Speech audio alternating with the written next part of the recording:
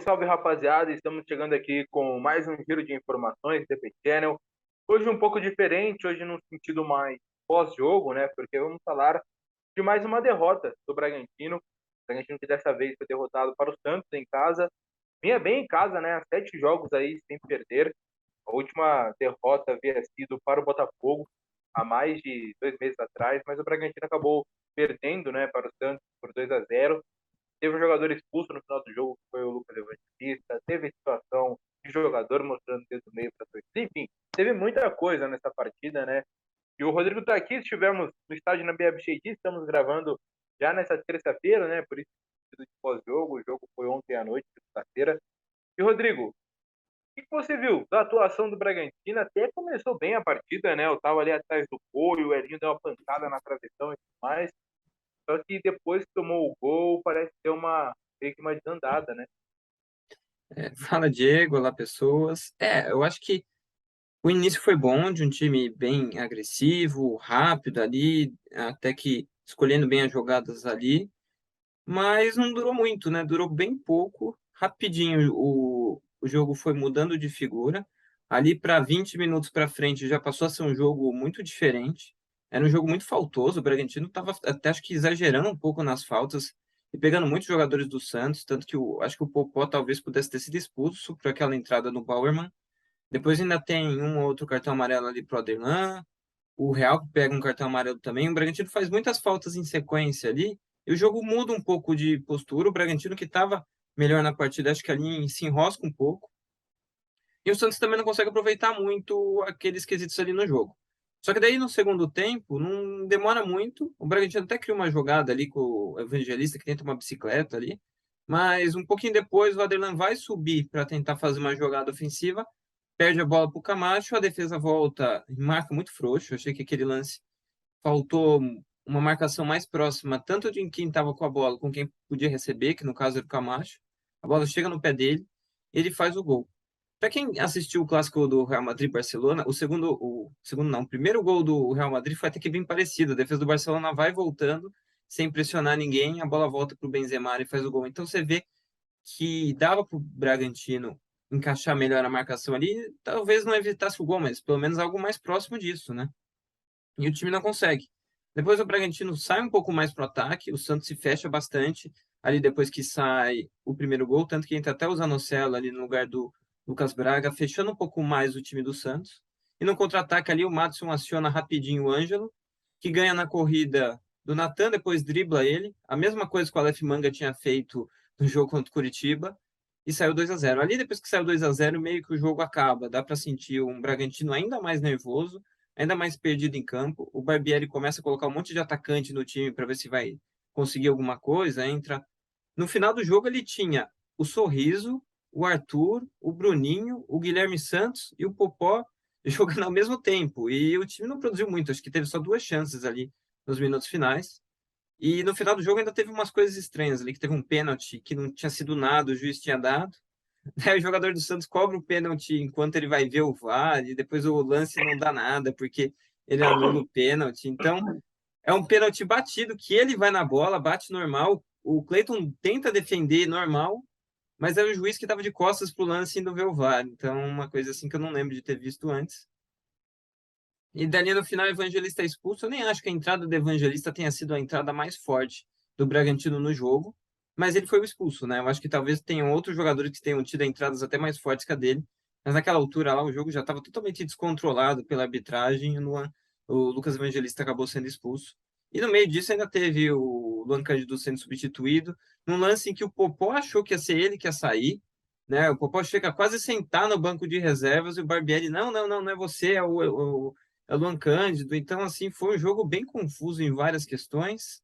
E o final muito ruim para o Bragantino, né? Que arrumou uma certa confusão entre jogadores e torcida, que tem uma sequência muito ruim. O Barbieri ontem um pouco mais enérgico nas respostas na coletiva. Acho que todo um ambiente bem ruim do Bragantino numa temporada muito ruim, né?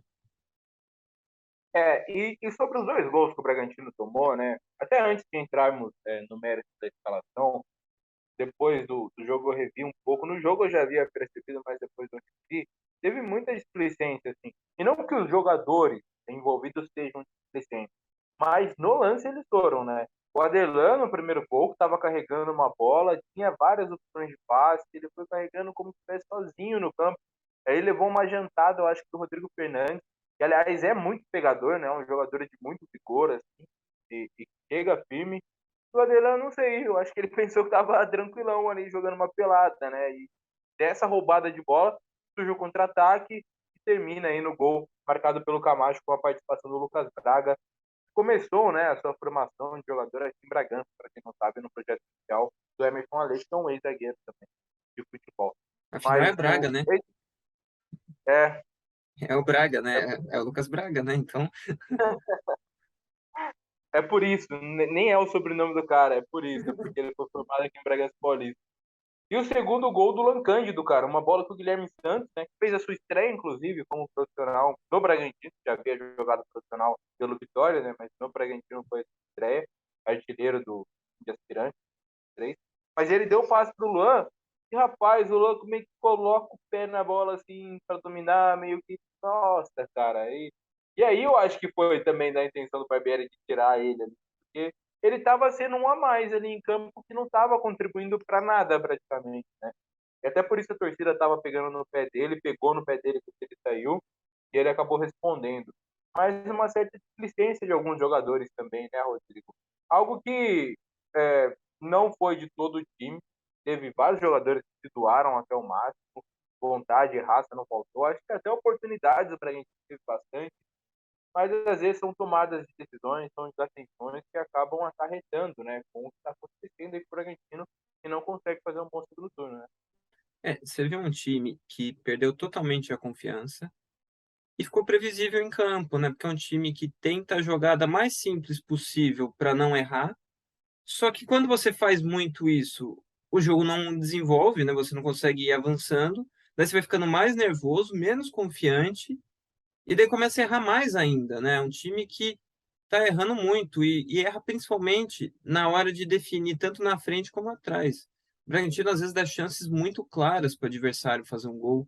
Às vezes faz pênaltis em lances que não precisa. O pênalti que o Cleiton faz no jogo contra o Cuiabá foi um lance nada a ver. O pênalti que o próprio Luan Cândido faz são jogadas meio sem sentido. Tem erros táticos e técnicos, tem também. Mas eu acho que tudo isso se junta com esses outros erros. Então vira um time muito previsível em campo, que tem uma hesitação enorme para fazer jogadas e acaba errando. A linha de defesa está com um problema muito sério quando ela está atacando o adversário. O time sobe o bloco para atacar e a defesa fica muito desprotegida depois que perde a bola. O gol contra o Cuiabá foi assim. Cuiabá, não. O gol contra o Curitiba foi assim, o gol do Manga. Os dois gols contra o Santos foram assim. Se você voltar um pouco mais, contra o São Paulo foi assim. A expulsão do Luan Cândido contra o Flamengo foi assim também. O Bragantino começa o jogo lá em cima para pressionar o Flamengo e erra. Daí você vai para os jogos em que o Bragantino não ataca muito com o bloco adiantado, que é, por exemplo, o Internacional. Daí defende bem, até defende bem, só que tem um jogo que o ataque também não faz nada, então também não acaba não valendo a pena, porque você entra em campo, não consegue produzir na frente, até defende bem, mas fica num 0-0. Então, o Barbieri tem essa dúvida na cabeça de como encaixar a defesa, ainda mais sem o Léo Ortiz, que fica pior ainda, né? Tanto o Help quanto o Kevin, acho que os dois foram mal no jogo ontem. Você não consegue encaixar a defesa, o ataque fica pouco previsível e o time não desenvolve. Então, o Barbieri tem essa dúvida sobre como fazer o ataque ser um pouco mais criativo e como fazer a defesa ser um pouco mais efetiva. Só que ele não quer tirar a criatividade do ataque e também não quer deixar a defesa mais desprotegida ainda. Então, ele tem essa dúvida. E eu acho que aí também entra um pouco o que ele falou no final da coletiva, né, onde ele até falou um tom um pouco mais alto, sobre os jogadores entenderem a responsabilidade que eles têm das ações e dos resultados que eles vão ter daqui para frente, né? Ele até falou que não acha que tem a ver, ele está no fim do contrato e tem a ver com os jogadores estarem se desempenhando-se, doando menos para o time, mas ele fala que esses resultados, esse caminho que o Bragantino está traçando agora vai ter consequências para ele, para os jogadores e para todo mundo. Acho que foi uma fala meio forte dele ali no final da coletiva. Foi forte mesmo, né? Só corrigindo quanto à questão do primeiro gol do Santos, quem dá o bote ali, o Caim Madeira, é o Lucas Barbosa, o centroavante que mostra bastante entrega também. E aí o Camacho que faz a jogada ali com o Lucas Braga. E no gol do Ângelo, e você acabou citando, e na hora eu lembrei o gol do Alisson Sanga, né, do Coxa, porque as duas bolas foram ali pelo lado do Natan, e chama a atenção a tomada de decisão do Natan, né, e nas duas vezes foram equivocadas. O zagueiro que sempre foi muito regular, ele é muito bom zagueiro, o Natan, mas com a queda do time, assim como um todo, em desempenho, o Natan tem sentido bastante. E aí vai dar a opção de trabalhar apenas com jogadores jovens, eu acho. Mas o Natan, nas duas jogadas, dois lançamentos que acarretaram ali em lances individuais com ele, que ele não conseguiu tomar a melhor decisão, talvez seria até mesmo parar a jogada, uma possível falta. Então, o Bragantino não tem conseguido. E ainda nesse sentido, Rodrigo, de individualidades, né? Eu vi o Arthur muito irritado no segundo tempo, assim, tentando muito e não conseguindo, ou conseguindo. E quando dava a bola para alguém finalizar uma jogada, o jogador ia mal e o Arthur ficava irritado, enfim. Todo o contexto de apresentação do Bragantino, de desempenho do Bragantino, tem atrapalhado as potencialidades e assim a individualidade dos bons jogadores do time, né? Isso também preocupa, porque a galera que era para estar resolvendo está um pouco nervosa em campo também, como por exemplo o Lucas Evangelista. Eu acho que isso ficou nítido com a expulsão ontem do Lucas, que sempre foi muito calmo, muito centrado, enfim, se doa muito em campo e ontem acabou ficando um pouco irritado com toda aquela situação ali que era o segundo tempo e o final do segundo tempo, principalmente. O Bragantino nessa sequência, são 12 partidas e uma única vitória, isso tá pegando na cabeça deles também. Eu acho que isso tá fazendo com que eles fiquem mais nervosos e cada um reage de um jeito. Enquanto o Arthur reage nervoso, mas mais internamente, ele sem externar tanto, o Luan Cândido externa o extremo, né? Tanto em fazendo lances sem sentido dentro do campo, quanto xingando a torcida. E se você voltar no tempo, não sei se você lembra uma vez que ele é expulso contra o Palmeiras, ele pega e dá uma bica nas águas, um monte de água que estava no chão, assim, do lado do banco de reservas. Ele é um cara sempre muito explosivo nesse sentido, né? A cabeça dele, nesses momentos de pressão, ele normalmente fica muito irritado e acaba extravasando muito. Isso tem a ver com juventude? Pode ser, mas às vezes não é. Sei lá, o Cantona sempre foi um cara que era explosivo dentro de campo, tanto que deu uma voadora no torcedor, né? Então, assim, tem caras que são mais explosivos e você tem que tentar trabalhar melhor isso, e cada um reage de um jeito.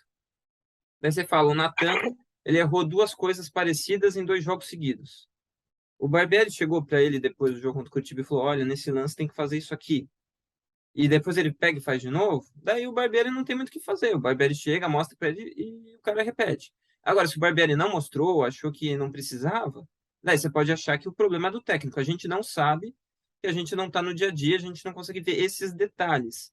Mas quando você vê dois lances muito parecidos, ou é o técnico que não se preocupou em trabalhar isso, ou é o jogador que, por mais que tenha ouvido, por mais que tenha visto, o cara não se preocupou em mudar o comportamento. Porque quando a gente fala em zagueiro jovem, é exatamente isso. O cara vai lá, faz uma coisa errada, alguém chega para ele, ou ele mesmo percebe que não é mais para fazer isso.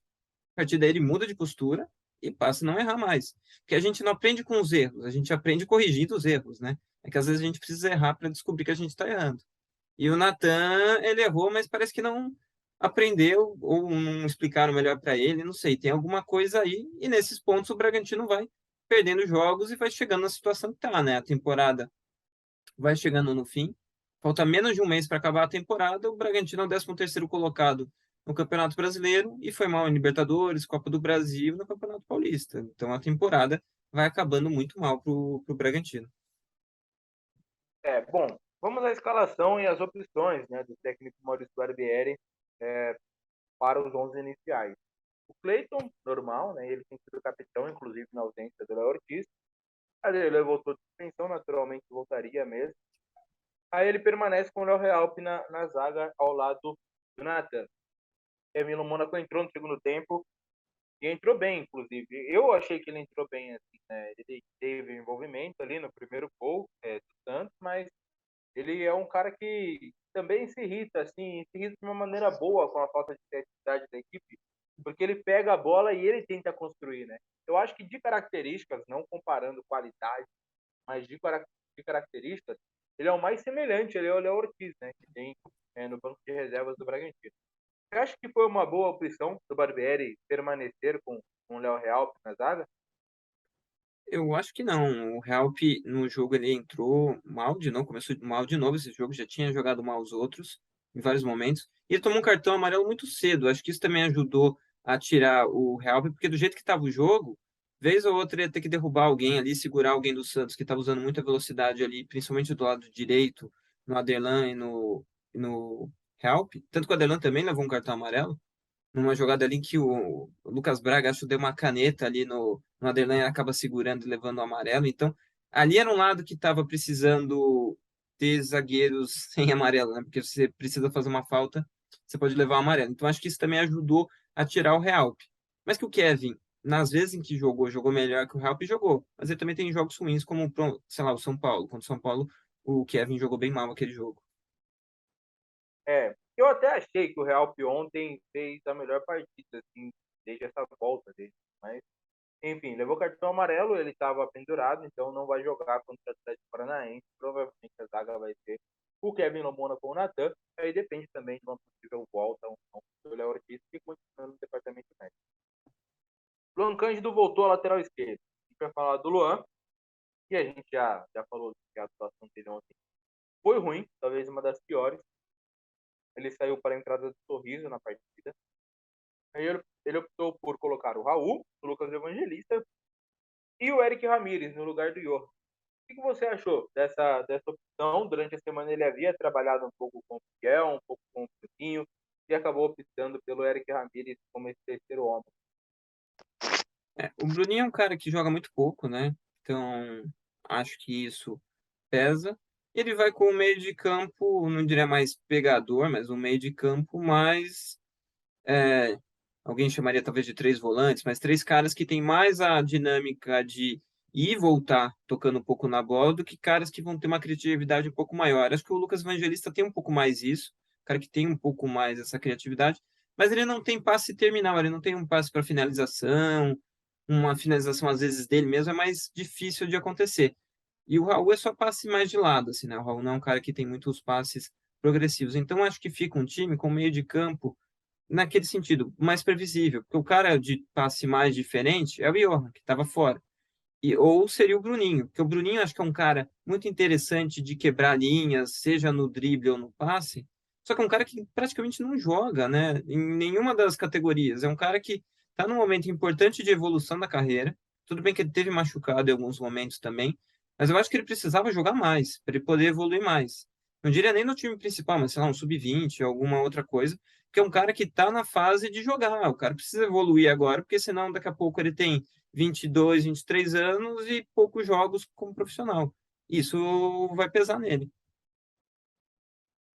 Ele entrou no lugar do Raul e o Guilherme Santos, em determinado momento ali no tempo, fez a sua estreia. Algo a destacar da estreia do Guilherme Santos aí, ou não deu para notar muita coisa? Ele entrou numa fogueira danada, né? Convenhamos também, pouco tocou na bola. Entrou e ele entrou mais como segundo atacante, né? Porque já tinha o Popó lá para ser mais o centroavante. Ele entrou para ser mais um ali.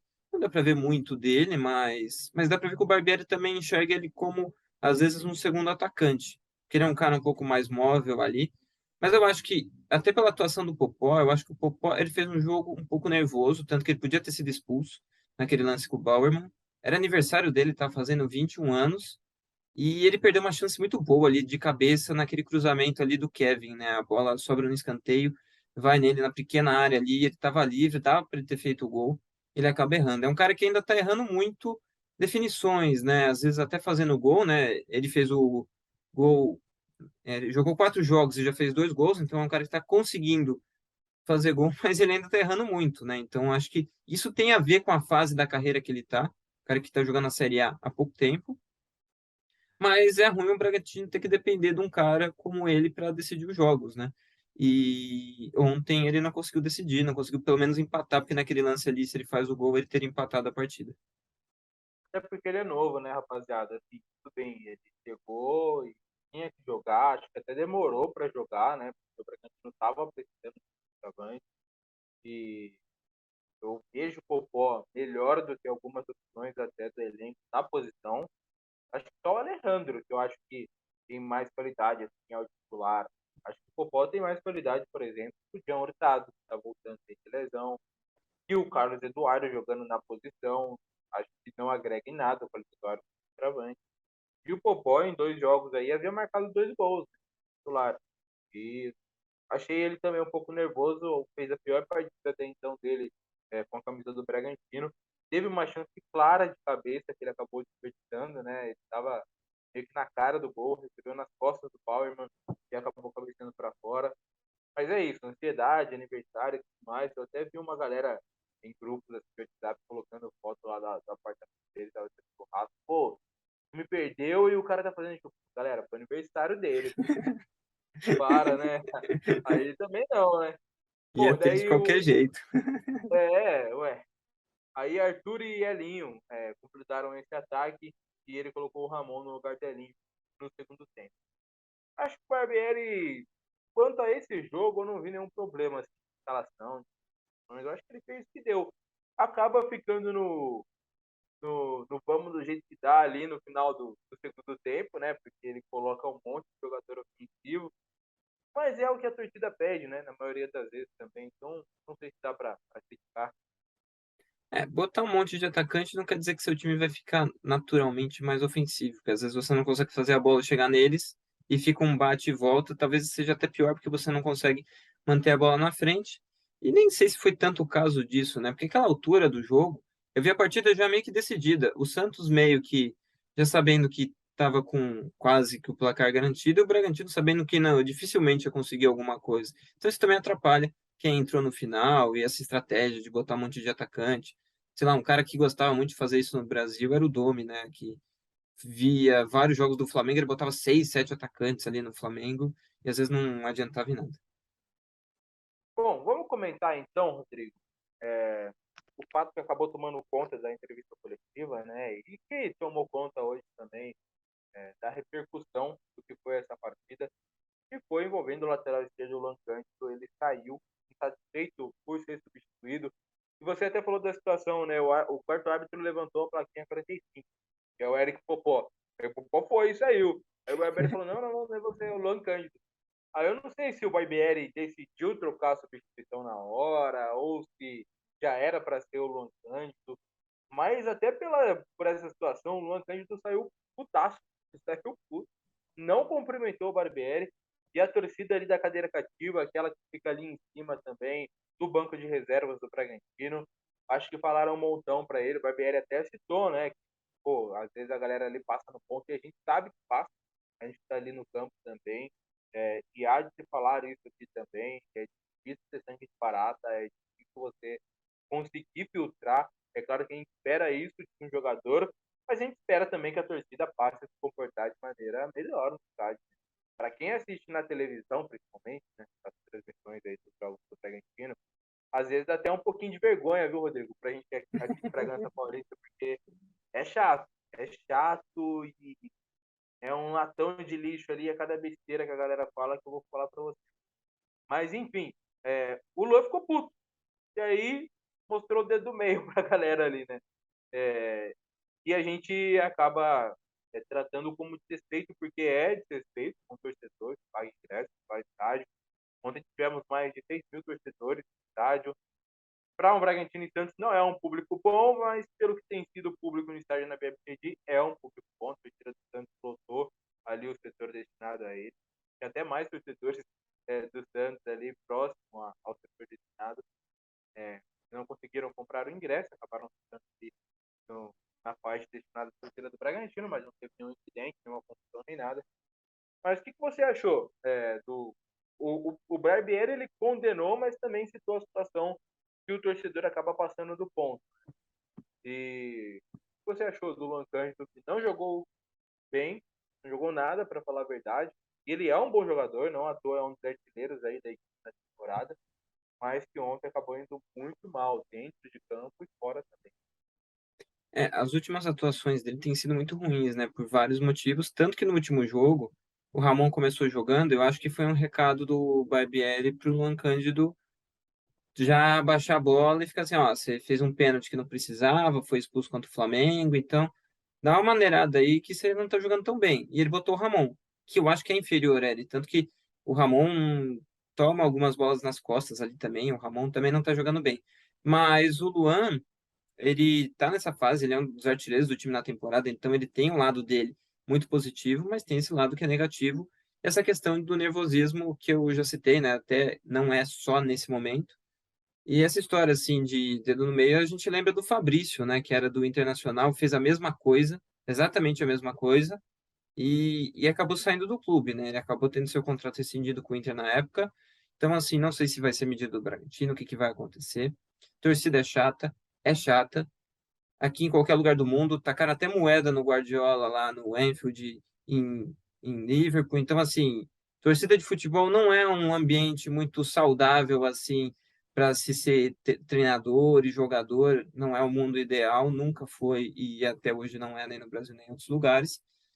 Não deveria ser assim, mas é, e os jogadores têm que entender que eles não, diria que eles estão um nível acima, mas eles têm que tentar entender que isso vai acontecer. O time não vai estar jogando bem, ele não vai estar jogando bem, vai acontecer coisas em que o jogador vai sofrer com isso.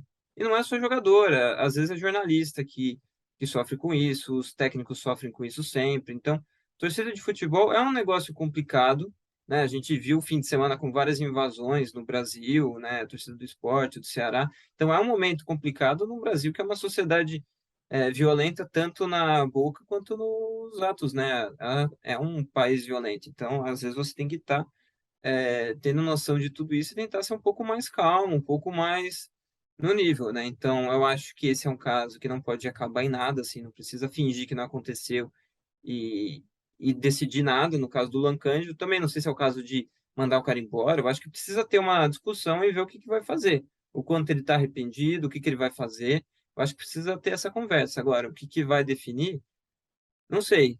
Não sei o que que seria o melhor caso. O Diego até sugeriu para as pessoas mandarem umas sugestões lá do que eles poderiam fazer e teve sugestões bem diferentes, né? Sim, né? Eu coloquei lá no nosso Instagram, inclusive, se você ainda não segue, siga DP underline underline channel, com dois N. E algumas pessoas responderam, né? Selecionamos aqui três. O Luciano Nascimento deixaria na geladeira até o seu contrato terminar e mandaria embora depois. Esse foi o do Luciano. Eu vou pegar aqui o tempo de contrato, inclusive, do Luan Cândido, né? Porque não é simples assim também você deixar o cara sem jogar até o final do contrato. Aí teve também o Vitor Sorriso, ele respondeu: falaria para ele se ocupar com a torcida, além da redução salarial por alguns meses. Aí uma situação mais plausível, né? E o Luanderson Mendes mandava embora, direto assim o Luan. E aí, Rodrigo? Precisa ver as questões legais também, né? Porque acho que mandar o cara embora, assim, você teria que pagar várias coisas para ele, em questão de multa e tudo mais, porque eu não sei se entraria como algo acima, né? Como foi o caso do Renan. O Renan era uma história um pouco diferente, né? Para você mandar o cara embora direto e rescindir o contrato. No caso dele, acho que não é tão simples, apesar de que pode ser feito, mas acho que teria um valor a ser pago para o atleta, tudo, e não sei se o clube está disposto a fazer isso.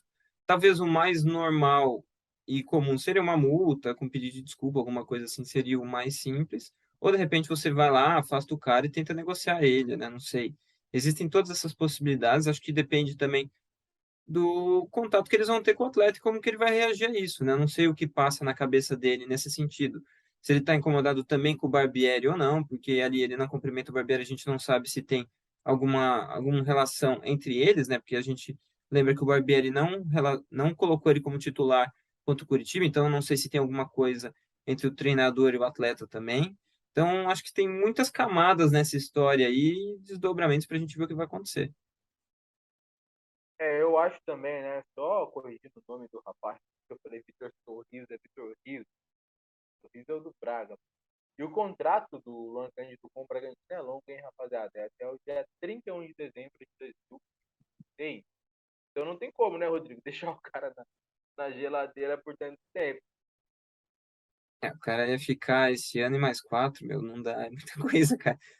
Tanto para ele seria ruim, como para o Bragantino pagar um salário de um jogador por tanto tempo assim. Acho que teria que ser outra coisa do que geladeira longa desse tamanho. É verdade. Bom, não fizemos, né, aquela caixinha de perguntas dessa vez, porque foi meio de última hora aqui a gravação, mas tem algumas perguntas aqui que o próprio Rodrigo Seixas fez, que eu vou fazer para ele. Então, assim, ele responde as perguntas dele, no caso. Rodrigo, por que só uma vitória em 12 jogos? Porque o time não tem um elenco tão forte, porque o time dentro de campo não mostra confiança total para fazer as coisas, como eu já disse antes, e porque está num momento em que o time, não diria que não tem um comprometimento, mas acho que talvez não tenha um foco necessário para tentar se recuperar e voltar a ter os resultados bons que teve em outras temporadas. Nessa altura, na temporada passada, o Bragantino era o sexto, hoje é o 13º. É complicado. E o Barbieri precisa sair? Talvez seja o caminho para você tentar reformular. Acho que ele não vai sair antes desses 6 jogos, mas a simples troca dele, trazer outro cara com perfil parecido, acho que não vai adiantar muito. Acho que vai seguir alguns problemas iguais e talvez até outros novos. Acho que, sei lá, o Felipe Conceição chegou, teve o período dele, tinha as ideias dele, o elenco acabou não combinando com ele, ele saiu. Não vou dizer que esse momento agora é igual com o Barbieri, mas que a gente vê um esgotamento, às vezes, em alguns sentidos de ideias e de coisas, isso existe. Talvez fosse interessante trazer um outro técnico, mas acho que só isso não resolve. Os jogadores, eles estão se dedicando menos nesse momento? E essa pergunta é interessante, porque foi uma pergunta feita, né, ao Barbieri, correlacionando essa questão com o contrato. É, eu não, é difícil a gente dizer isso. A gente tem a informação de que nenhum jogador tá pulando treino, tá fugindo de treino, de concentração, essas coisas não acontecem. Mas eu não sei, às vezes o cara pode fazer o mínimo esforço para estar treinando, para estar jogando, para fazer as coisas, e isso dentro de campo não dá resultado. Assim, a gente não consegue medir isso, que é uma coisa difícil de ser medida, mas quando a gente vê, sei lá, o lance de alguns lances dentro de campo, a gente vê o time muito cabeça abaixo e reagindo pouco. Então, às vezes parece um time que está, não diria se doando, mas assim, não estando 100% dentro dos jogos. E isso pode ter vários fatores. Pode ser, sei lá, o time percebeu rápido que a temporada não ia ser boa, depois que o time é eliminado na Libertadores e na Copa do Brasil, isso pode ter desanimado o elenco, mas assim, isso foi há muito tempo, né? Dava para ter animado de novo e ter recuperado bons resultados. Isso não aconteceu. O Bragantino vai conseguir chegar na Sul-Americana, Rodrigo? Você acha? Faltam 6 jogos aí para o fim. Eu já respondo que acho que sim, até porque, dependendo de como está a situação da Libertadores, pode chegar ali a vaga para a Sul-Americana até a 14ª colocação. Mas, independente disso, o Braga é a maior decepção desse Campeonato Brasileiro. Acho que a Sul-Americana fica fácil por ser 14 times, né? Até o 14º. Então é mais fácil você pegar uma vaga. Porque só 2 times, né? O 15º e o 16º não pegam nada, nem Sul-Americana, nem Libertadores, nem rebaixamento. Não sei se o Bragantino vai ficar nesse limbo aí. Agora, de decepção, talvez seja, porque o Flamengo teve um início muito ruim, mas no fim até que disputou título por alguns momentos. O Atlético Mineiro talvez seja uma decepção também, mas acho que o Bragantino, que era sexto e hoje é um time que fica abaixo da metade, acho que acho que aí pode ser talvez a maior decepção, sim, até porque o futebol também é muito ruim. Então, acho que é isso, né? Faltou alguma coisa para a gente comentar da partida de ontem? O Bragantino volta a jogar agora nesse próximo sábado, novamente, aqui em Bragança Paulista, contra o Atlético Paranaense. 4h30 da tarde, inclusive. Horário bom, né? Sabadão à tarde. Mas aí, Rodrigo, faltou falar alguma coisa aqui hoje? O Bragantino joga com o Atlético à tarde, né? Aliás, a última vez que jogou em Bragança também jogou à tarde. Os poucos jogos que o Bragantino faz em Bragança costuma ser com o Atlético. Se não me engano, vai ser o terceiro seguido até. Não sei se é uma coincidência ou o momento da temporada, mas é um jogo em que poderia ser mais difícil se fosse em outro momento. Acho que com o Atlético a uma semana da final da Libertadores, talvez seja um adversário um pouco mais acessível do que seria o Atlético jogando em outro momento, né? E é curioso pensar que os 2 times na temporada passada, nessa altura, eram os finalistas da Copa Sul-Americana, acho que estavam num nível parecido de de clube e um ano depois eles estão em níveis muito opostos, né? O Atlético foi crescendo, reforçando o elenco, até criando uma certa rivalidade com o Bragantino, tirando o jogador do Bragantino e trazendo jogadores que o Bragantino queria contar, né? Por exemplo, o Vitor Roque, acho que é o principal, é um dos caras que é um dos melhores da Libertadores, inclusive. E você tem essa diferença, né? O Atlético hoje, para jogar uma final de Libertadores, o Bragantino tentando ir para uma Sul-Americana, né? Então, o Brasil é muito rápido, às vezes, que acontecem essas coisas. E leva um pouco a gente pensar, quando a gente fala em decepção do Bragantino, tem a ver com isso também, né? Um time que estava num nível, a gente esperava pelo menos manter aquele nível, e não, essa temporada o time caiu demais. Então é isso, rapaziada. Valeu por acompanhar até o final, mais um vídeo do nosso canal. Agradecer, claro, aos nossos patrocinadores, RV Sistema de Seguranças. Agradecer a Oregon Estacionamento também, sempre fortalecendo o canal. Ao professor Marcos Maia também, nosso apoiador, ele que é da FATEC.